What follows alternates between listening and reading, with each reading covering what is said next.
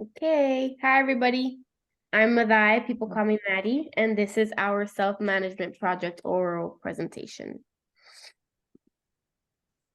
So our target behavior was social media usage, specifically Instagram. It can be operationally defined as using a mobile device or computer while including activities such as scrolling, posting, liking, commenting, and messaging on Instagram application. So our plan was to decrease the duration of Instagram usage from 3 hours to 1 hour per day. So why was social media usage chosen, specifically Instagram? Following a thorough discussion among the group members, we collectively arrived at a unanimous decision to select social media usage, specifically Instagram, as our target behavior. This choice stems from our shared recognition of the unhealthy habits that have developed as a consequence of excessive usage.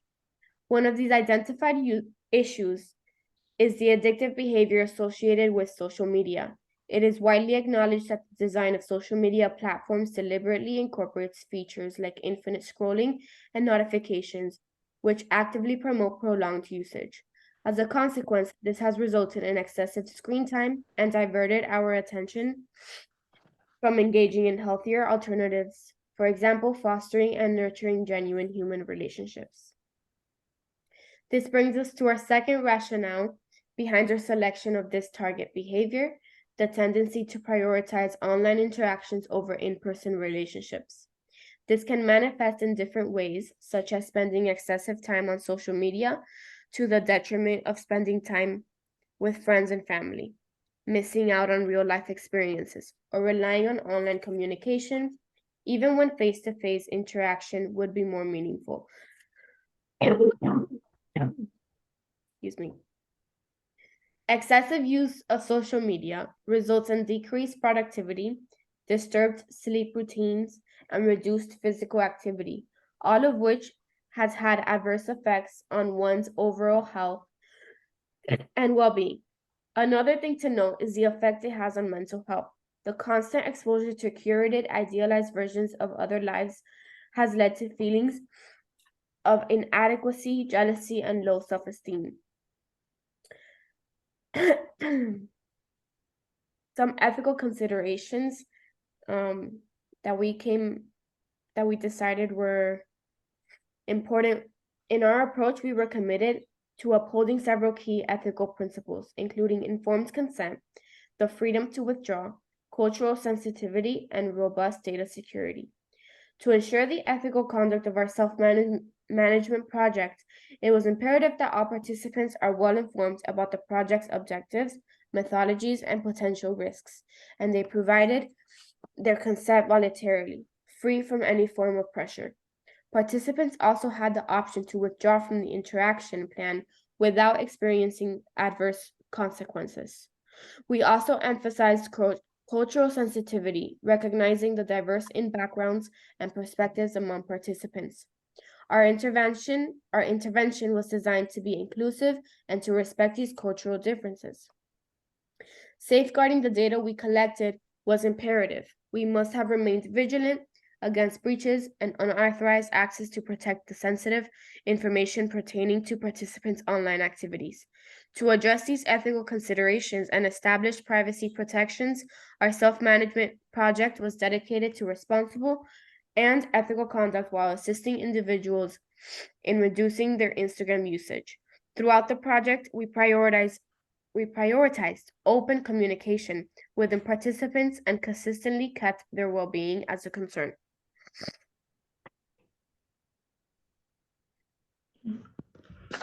Guys, my name is Richetti Rodriguez. The intervention plan based on the QAVF functional assessment aims to reduce Instagram usage from 3 hours to 1 hour per day by addressing attention-seeking and escape behaviors. It introduces a variety of alternative activities aligned with personal interests, such as reading, engaging in physical activities, nurturing in-person social connections, and pursuing hobbies. Master is defined as maintaining the 1 hour daily limit for 7 consecutive days, tracked through self-reported data and visual representations via line graphs. Regular evaluation and graphical analysis are integrated into the plan to allow for adjustments if the set criteria aren't met, ensuring structured approach to behavior changes that consider individuals' preferences and cultural relevance within the suggested alternative activities. One of the antecedent manipulations. These strategies involve setting up cues and environmental supports to aid in adhering to the 1 hour limit for Instagram use. This includes providing warnings or notifications, creating a structured schedule for social media use, and teaching participants to customize their notification settings. The rationale about this is we provide cues and structured schedules, and these interventions aim to reuse distractions, improve time management, and empower individuals to regulate their social media behavior effectively. A teaching strategy that we incorporated in this intervention is the functionally equivalent replacement behavior. This strategy offers a range of alternative activities tailored to the individual's interests to replace excessive social media usage. These activities include exploring personal interests through books, articles, or blogs, engaging in physical activities for stress management, nurturing face-to-face social connections, and pursuing hobbies like cooking, music, fishing, painting, or dancing, etc. The rationale about this is that the purpose of the alternatives is to provide a functional substitute that align with personal preferences, redirecting attention toward fulfilling healthier activities and reducing reliance on social media for validation and entertainment. Next.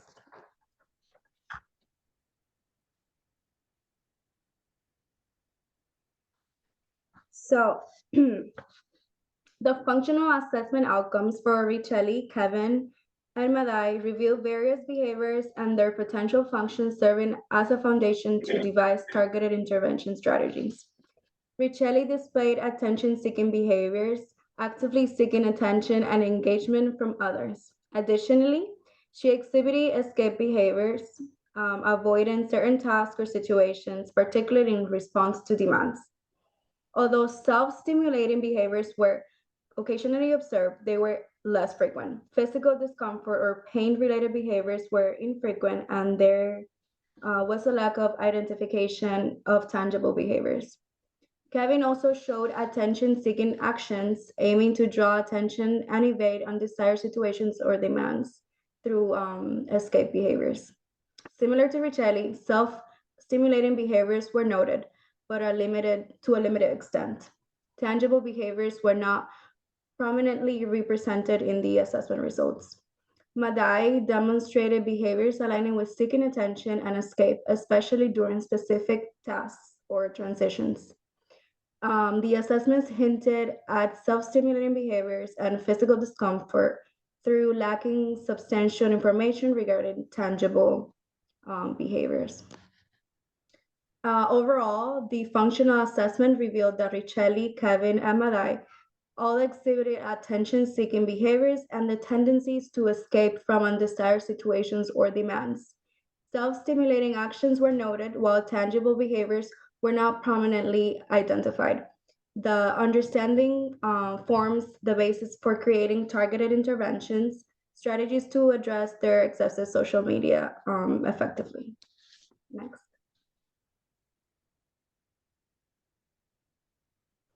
And as you can see right now, these are the reduction antecedent manipulations as well as the teaching strategies that I talked about previously. Next.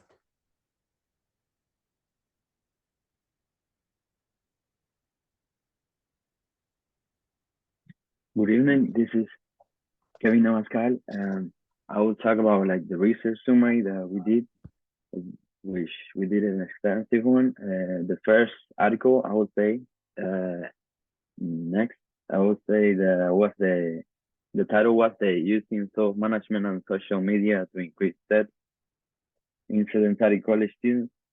The data was published, we found it was in August 17, 2020. The problem statement that it has is high levels of physical inactivity among college students, increased risk of chronic diseases among like associated with sedentary lifestyles.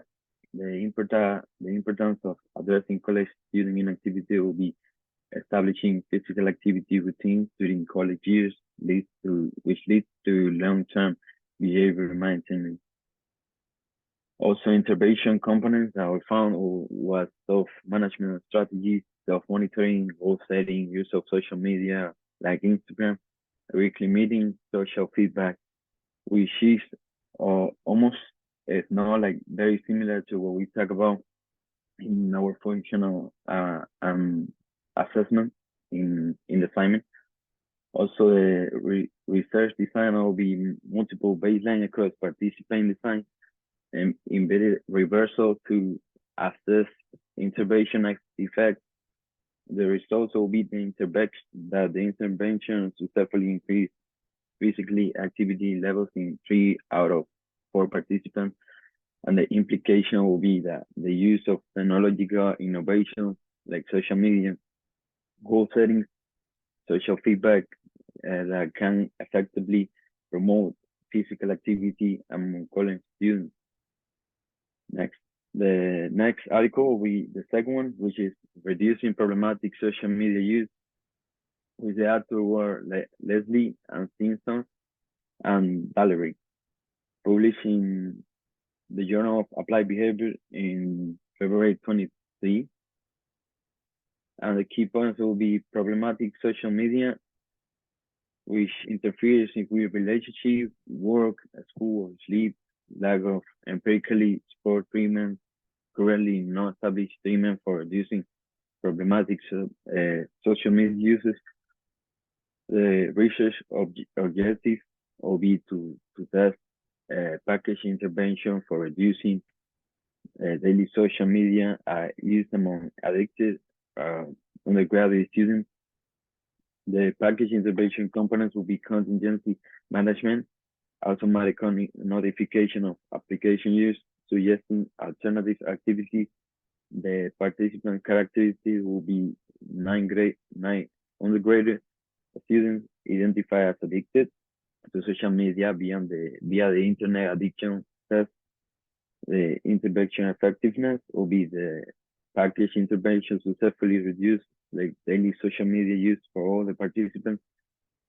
The internet addiction test score was 8 out of 9 participants, which show a decrease in the internet addiction. Also, the participant did not increase the time spent on the selected alternative activities, which it was maintaining alternative activities. Implications will be demonstrating the potential for behavioral treatment to address problematic social media use. And the third one, the third article, which is the next one, the study was conducted by Karen Larwin and David Larwin, titled like decreasing excessive media usage while increasing physical activity, a single subject research study which aims to address the relationship between excessive media usage and poor fitness of obesity in adolescents. Specifically, the study focuses on a 14-year-old female attempts to increase her physical activity while reducing her media usage, like internet, being on the cell phone, by making media access contingent on physical activity. The results of the study showed that when the participant was required to earn her media usage time through physical activity, it led to an increase in physical activity and an increase in media usage compared to the baseline measures. Importantly, even 5 weeks after the intervention was stopped, the participant increased physical activity levels were maintained. Furthermore, 1 year after the study, the participant physical activity level continued to increase, which is a good study demonstrating that by making media usage dependent on physical activity, it was possible like to reduce excessive media consumption and increase like the physical activity in an adolescent, which like with lasting effects even after the intervention ended. This approach suggests a potential strategy to combat the issue of poor fitness and obesity in adolescents related to excessive media. The next topic will be those are the references. You can find the articles in those links. Here is the functional behavior assessment summary, which leads us to the understanding challenging behaviors through functional behavior assessment. Next. Okay, and okay, the date of the assessment was in September 24, 2023. It was conducted by Madai Correa, Richeli Rodriguez Lorenzo, and Kevin Abascal. The assessment 2 was the question about behavioral function, QABF. And I would like to discuss the outcomes of these assessments, which were conducted between the three of us. This assessment aimed to gain insight into the functions of their challenging behaviors and lay the groundwork for effective behavior intervention strategies. We began with a functional assessment interview where we control that data from these individuals, like for us, the individuals regarding the challenging behaviors that we went through. The primary goal was to uncover the underlying reason of our functions behind these behaviors, which categorizes behaviors into functions, including attention, escape, non-social, physical, and tangible. Okay, the background information. I think the next slide. Okay, the next slide we'll find a little summary.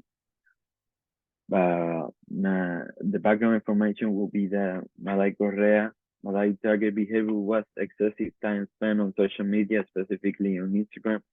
The primary function of this behavior is to escape from demands or aversive situations. Additionally, there is a secondary function of seeing attention.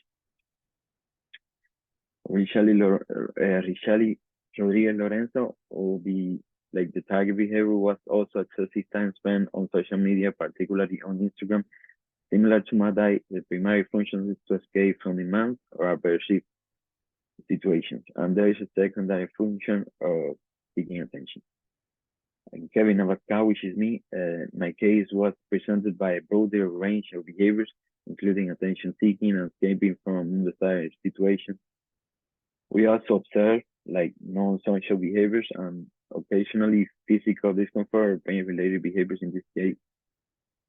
Summary will be, and like in total, all of us, like three of us, individual activity, like challenging behaviors, primarily leading to escape function, which involves seeking relief from demands or adverse situations. These findings lay the founding of for developing customized behavior intervention strategies. For Madai and Racheli, the focus will be on providing alternative healthy coping mechanisms for escaping demand. And for Kevin, we will need a comprehensive approach to address a wider range of behaviors. The key takeaway here is that understanding the functions behind challenging behaviors is the first step towards helping individuals with this behavior lead more fulfilling and balanced life. Thank you for your attention, and we are open to any question or for the discussion of this topic.